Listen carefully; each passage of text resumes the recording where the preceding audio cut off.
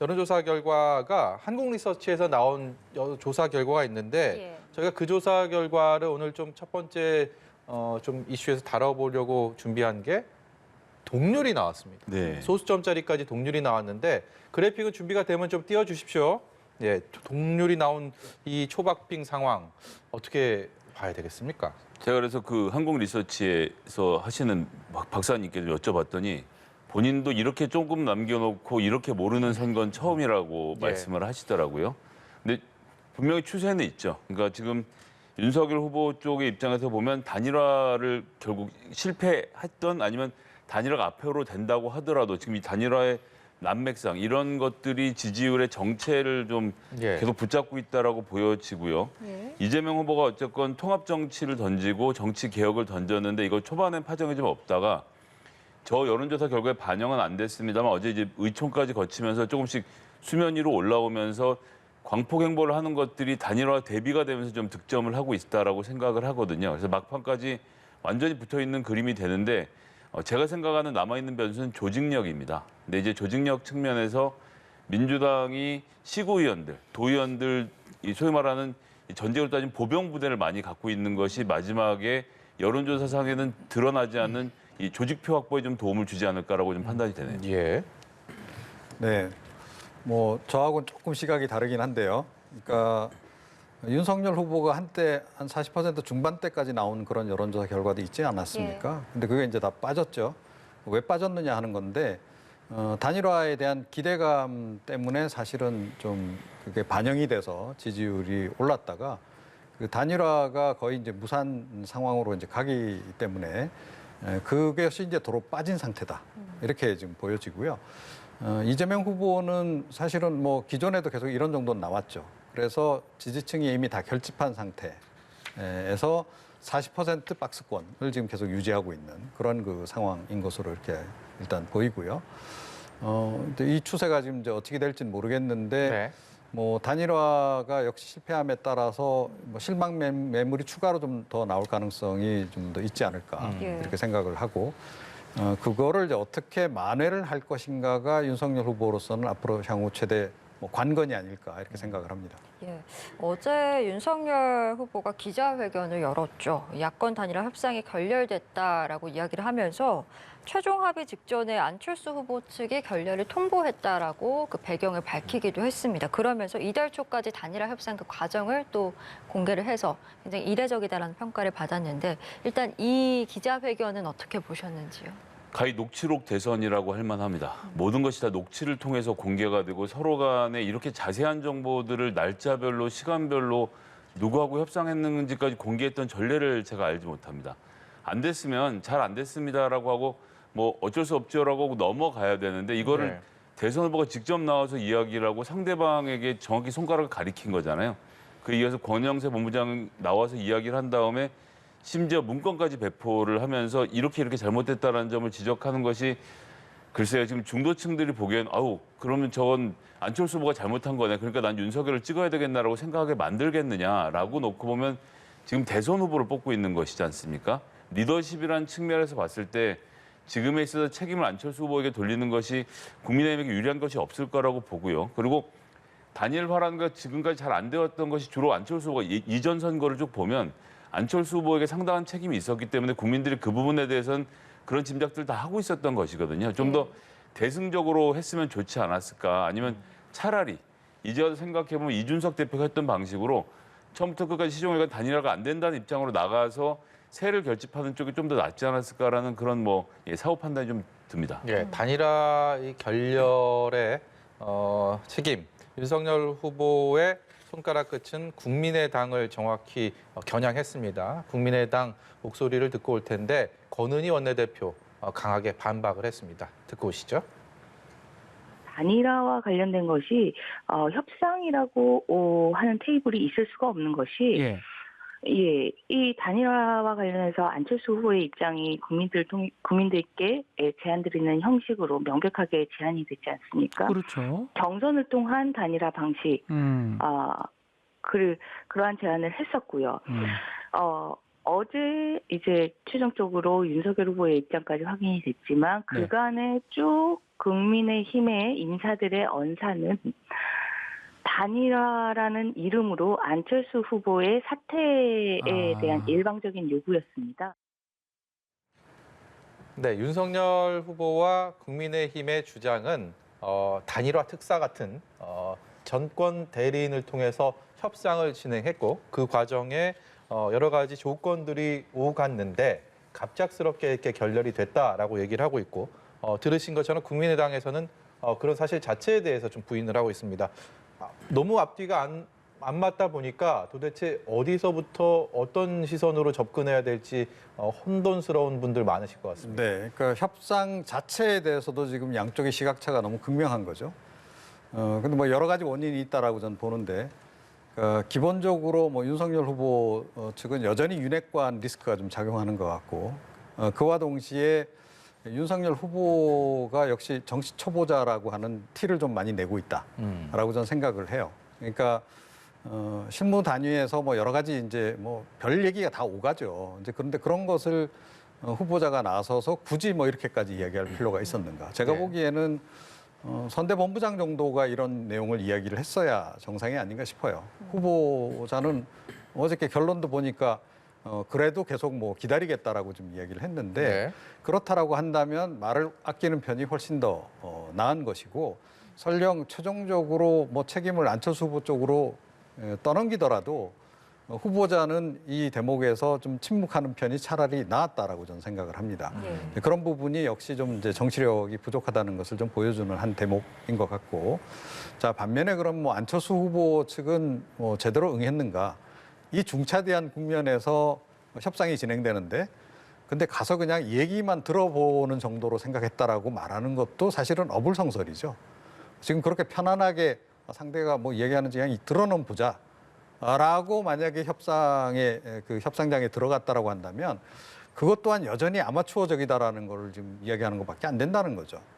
그래서 안철수 후보는 그래도 정치를 좀 꽤 오래 하지 않았습니까? 이제 10년 넘게 이렇게 하는데 그럼에도 불구하고 결정적인 대목에서 여전히 좀 미숙한 면모를 지금 보이고 있는 게 아닌가 이렇게 생각을 합니다. 네. 언급해주신 윤핵관 논란이 일었던 장제원 의원을 협상 대리인으로 선정한 것을 어떻게 보시는지도 궁금합니다. 국민의힘에서는 일단 장 의원의 이 매형이 안 후보와 절친이다. 그리고 물밑 협상을 위해서 보안이 중요하기 때문에 장 의원을 이렇게 내세운 것이다라고 배경을 설명하긴 했는데 어떻게 보시는지요? 보안은 선대위에서 일하시는 분들은 안 지키는 건 아니지 않습니까? 그런데 이제 장제원 의원 같은 경우는 완전히 손을 뗐다라고 했고, 심지어 이준석 대표 같은 경우 왜 부산에 안 계시냐라고 면박을 줘가면서 싸우기까지 했던 사이죠. 자기는 완전히 선대에서 손을 뗐다라는 점을 밝혔는데 알고 보니 가장 중요한 단일화 협상을 하고 있었다는 것이고, 근데 이 과정에서 더 심각성은 그 전주에는 이분들 하시는 주장에 따르면 이준석 대표가 먼저 협상을 하고 있었던 거죠. 그러니까 사전 협상은 당대표를 시키고, 그리고 진짜 중요한 본 협상은 윤핵관을 시켰다라는 이야기를 저희들에게 지금 다 고백한 것이지 않습니까? 저는 좀 매우 충격적이다. 이게 이제 청와대라고 생각하면 비서실장하고 얘기하면 문제가 풀려야 되는데 비서실장 뒤에 누군가가 있는데 그분의 부산에 계시는 분이다. 이런 그림이 그려지는 상태거든요. 그래서 다른 건 모르겠지만 정치에서 특히나 행정부에서는 공조직이 굉장히 중요해서 장제원 의원님이 이런 식으로 활동했던 것을 지금 와서 드러내는 이유도 모르겠고요. 이런 식으로 해서 윤핵관 논란이 여전히 살아있다는 것을 증명한 것은 좀 뼈아픈 패착이 아니었나 생각하게 되네요. 저도 조금 얘기를 보태겠습니다. 그러니까 장제원 의원 뭐 장단점이 있죠. 장점도 분명히 있는 그런 정치인임에는 분명한데 간단하게 얘기하면 투사입니다. 그죠? 투사를 협상장에 내보내나요, 보통? 예, 투사는 뒤에서 뭐 그야말로 화력 지원하는 데 쓰고 협상장에는 그야말로 좀 유연성이 좀 발휘될 수 있는 그런 인물. 그러니까 안 될 협상도 성사시킬 정도의 그런 감각을 가진 사람을 내보내야 되는 건데 여기에 장제원 의원을 투입한 것은 제가 보기에는 이것 인사 실패다, 결국은. 예, 그렇게 좀 생각을 합니다. 예, 이 같은 단일화 결렬 공방 계속해서 양당의 진실 공방으로 번지고 있는데 이번에는 국민의힘의 목소리를 먼저 좀 듣고 대담 이어가도록 하겠습니다. 지금까지 그 진행 상황을 보면은 쉽지는 않은데 하지만 많은 국민들이 야권 단일화를 바라고 있기 때문에 저희들로서는 끝까지 최선을 다할 예정입니다. 그 다 채널 3개의 채널에서 국민의 당을 대표해서 나온 그 어느 누구도 그 여론조사 단일화에 대해서 주장한 적이 없습니다. 여론조사 단일화를 주장하면 처음부터 협상이 안 되는 거거든요. 알겠습니다. 예, 이제 구체적인 안들, 이 디테일은 차치하고라도 남은 9일 동안 과연 접점을 찾을 수 있느냐라고 물어봤을 때 많은 분들이 좀 비관적인 전망을 하고 있습니다. 이런 상황에서도 들으신 것처럼 국민의힘에서는 어떤 그 희망의 끈을 놓지 않고 있는 상황인데 지금 워낙 박빙의 상황이기 때문에 이 끈을 좀 더 이어보겠다 이런 의지 이 정도로 해석이 가능할까요? 아니면 그 이상의 무엇이 있다고 보십니까? 저는 일단 안철수 대표가 여론조사로 해야 됩니다라고 말하고 거기서 한 번도 움직이지 않았잖아요. 그럼 그걸로 끝이라고 생각을 해야죠. 이게 이렇게 저렇게 하면 움직일 수 있을 것이라는 전제를 깔고 하니까 지지자 결집도 안 되는 상황으로 저는 보고 있습니다. 물론 많은 지지자 결집해 있지만 자, 협상은 끝났고 저희가 최대한 노력을 했는데 국민의당 쪽에서는 전권 협상자라고 나왔지만 사실 권한이 없었고 네. 안철수 후보는 말씀을 안 하시니 저희들의 노력은 여기까지 하겠습니다. 뭐 향후 제가 집권한 다음에 다시 안철수 후보와 정치를 같이 할 수는 있을지 몰라도 이번 선거는 독자적으로 치르겠습니다 선언을 하고 어쨌든 그 사이에서 갈등하고 있는 사람들 다 걸어 모으는 게 순서일 것 같은데 지금 더 미련을 두시는 것은 글쎄 전략상으로는 그렇게 옳아 보이진 않습니다. 오늘 투표용지 인쇄가 시작되지 않습니까? 이 시기에 과연 양당이 단판을 위한 단일화 협상 테이블에 앉을 수 있을 것인가? 그 가능성 어떻게 보시는지 궁금합니다. 뭐 가능성을 완전히 배제할 수는 없다라고 생각합니다. 그런데 단일화의 효과가 지금 많이 반감된 것은 분명하죠. 사실은 이제 어제 정도에 딱 합의문이 타결이 돼서 두 후보가 뭐 손을 함께 맞잡는 그런 장면이 연출이 됐다라고 한다면 가장 효과가 이제 극대화됐을 텐데 그건 좀 불가능한 거죠. 자, 그런데 조금 전에 여론조사 결과에서도 우리가 봤듯이 만약에 이렇게 지금 초박빙 상태라고 전제한다면 막판 단일화라도 사실은 시도해서 담은 뭐 그 0점 몇 퍼센트, 한 1%라도 더 가져오는 노력을 할 필요는 있는 거죠. 지금은 뭐 제가 보기엔 방법 없습니다. 윤석열 후보가 안철수 후보 집 앞에 가서 그냥 기다려야 됩니다. 그래서 무조건 가서 이렇게 만나서 직접 타결 짓는 그리고 안철수 후보의 요구가 좀 다소 좀 무리한 것이 있다 하더라도 그걸 받아들이는 상황으로까지 지금 가야 되지 않을까. 그렇지 않다 그러면 이게 좀 쉽지 않은 상황이다. 이렇게 생각을 합니다. 시종일관 말씀하신 것처럼 안철수 후보는 여론조사 방식을 고집을 했는데 지금 물리적으로 남은 시간은 워낙 빠듯하지 않습니까? 네, 집 앞에서 기다리면서도 그러면 여론조사 방식까지 다 수용하겠다 이럴 가능성도 있습니까? 그럴 가능성도 있죠. 그러니까 여론조사 방식 하기에 뭐 시점상 조금 뭐 늦은 거 아니냐라는 얘기가 있는데 사실은 여론조사 하려고 마음 먹으면 하루면 되지 않습니까? 예. 그렇기 때문에 절대적으로 물리적으로 불가능한 것은 아니기 때문에 이제 윤석열 후보 쪽에서 정말로 단일화를 원한다면 그 안을 전격적으로 수용하는 것도 고려를 해야 한다 이렇게 생각합니다. 알겠습니다. 민주당 얘기로 화제 좀 전환해 보겠습니다. 민주당이 일요일인 어제 긴급 의원총회를 열었습니다. 일요일 날 긴급 의총을 열 정도로 시급한 사안이 무엇이었을까라고 생각을 해봤더니 정치개혁안, 다당제 연합정치를 하겠다라고 하고 이것을 의총에서 추인을 통과를 시켰습니다. 그만큼 이 선거를 앞두고 어떤 식으로 작용하게 될지 그리고 정치 개혁이 정말 성공적으로 이번에 이루어지게 될지 관심이 많이 가는데 한마디로 좀 어떤 의미가 있다고 보시고 이거 선거용 카드 아니야? 이렇게 눈초리로 보시는 분들도 있는데 거기에 대한 답변도 좀 듣고 싶습니다. 예, 뭐 사견을 전제로 해서 선거용 카드죠. 선거용 카드가 맞습니다. 선거에서 이겨보려고 하는 것이고 단일화에 맞서는 카드로 통합정부, 다당제를 이야기하는 것이고 그러면 선거 때 이야기하면 나쁜 것이냐라고 놓고 보면 심상정 후보에게도 그렇고 안철수 후보에게도 그렇고 정당 차원에서는 새로운 정치가 열리는 겁니다. 근데 이재명 후보가 지금 하는 이야기가 자, 제가 이렇게 정치개혁을 할 테니 전제 조건으로 안철수 후보, 김동연 후보, 심상정 후보 사퇴하십시오. 그럼 제가 이 정치개혁하고 그냥 완주하시면 정치개혁 안 하겠습니다. 라고 할 수 있는 사정이 아니지 않습니까? 그러니까 선거가 어떻게 돌아가든 상관없이 대선 여부와 상관없이 여당 입장에서는 하기로 일당 입장에서 하기로 얘기를 해버린 겁니다. 이건 진전이 될 수밖에 없죠. 국민들이 생각하기에도 그게 맞는 방향으로 다들 말씀하고 계시는 것이잖아요. 그러니까 그 의도와 상관없이 저는 결과가 좋은 방향으로, 선한 방향으로 정치가 바뀌는 방향으로 가게 되는데 모든 정치적 이벤트라는 것이 특히나 이런 정치적 개혁은 떠밀려서 할 수밖에 없는 것이거든요. 지금의 뭐 늦은 감은 있지만 의원총회까지 열어서 이렇게 결의한 마당에는 지금 구체적으로 다당제 그다음에 미성정당 만들지 않겠다, 비례대표를 누리겠다는 선언을 했지 않습니까? 이 부분은 저는 앞으로 해결되어 갈 과제라고 생각해서 그런 측면에서는 모든 당이 함께 박수 칠 수 있는 일이라고 생각합니다. 예. 저는 생각이 좀 다른데요. 그러니까 선거 직전에 여야 할 거 없이 여러 가지 약속들을 많이 하죠. 과거에 뭐 정치개혁 약속들도 엄청나게 많았습니다. 대표적으로 뭐 의원 급여를 30% 삭감하겠다.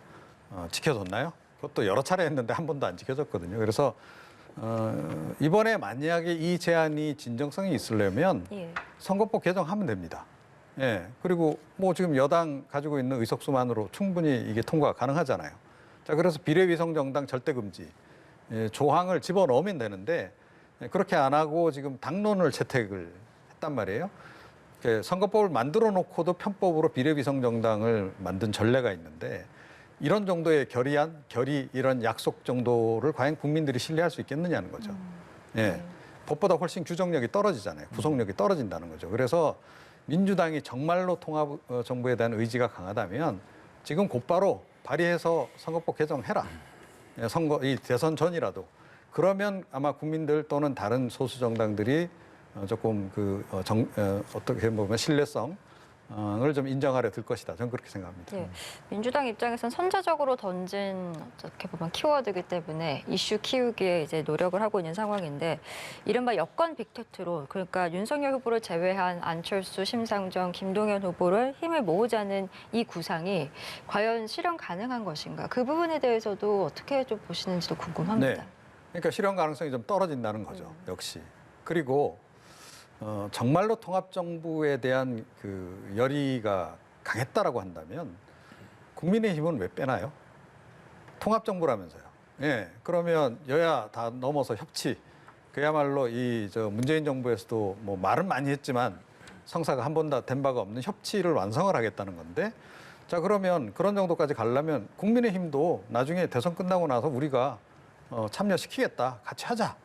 라고까지 제안을 해야 되는 거죠. 그런데 국민의힘만 딱 빼고 이렇게 모이자 하는 얘기는 결국은 선거에서 일단 이겨야 하기 때문에 최대한 표를 끌어모으겠다 이 이상으로 좀 보이지는 않는다는 거예요. 그래서 그런 부분도 역시 결국은 진정성 면에서 국민들이 보기에 썩 그렇게 점수를 지금 많이 지금 줄 수가 없는 상황이다. 그래서 이게 제가 보기에는 별로 이재명 후보의 득표에는 큰 도움은 안 될 것이다 이렇게 생각합니다. 윤석열 후보만 제외하고는 다 이 큰 텐트 밑으로 들어와라라는 이 제안 들어올까요? 어떻게 생각하십니까? 그러니까 말씀드렸던 대로 그렇게 들어와서 한 팀을 만들려고 하면 이 제안이 6개월 전에 있었어야 되고 논의가 충분히 돼서 심상정 후보가 대선 후보에서 물러날 만큼 명분을 주었어야 하는데 전 그렇게 될 거라고 보지는 않고요. 이제 앞으로 가는 방향인데 조금 전에 말씀하셨던 것 이제 민주당에서 지금 하려고 하는 것은 여야정 정책 협력위원회를 만들어서 국정 기본 계획을 국민의힘 포함해서 지금 만들려고 하는 것이고 국회에서 총리 추천도 받으려고 한다는 것은 국민의힘의 동의를 전제로 한다는 점은 좀 같이 말씀드리겠습니다. 예, 알겠습니다. 오늘 저희 두 분 말씀은 여기까지 듣도록 하겠습니다. 김성애 민주당 선대위 대변인 그리고 이종훈 정치평론가와 함께했습니다. 오늘 말씀 고맙습니다. 고맙습니다.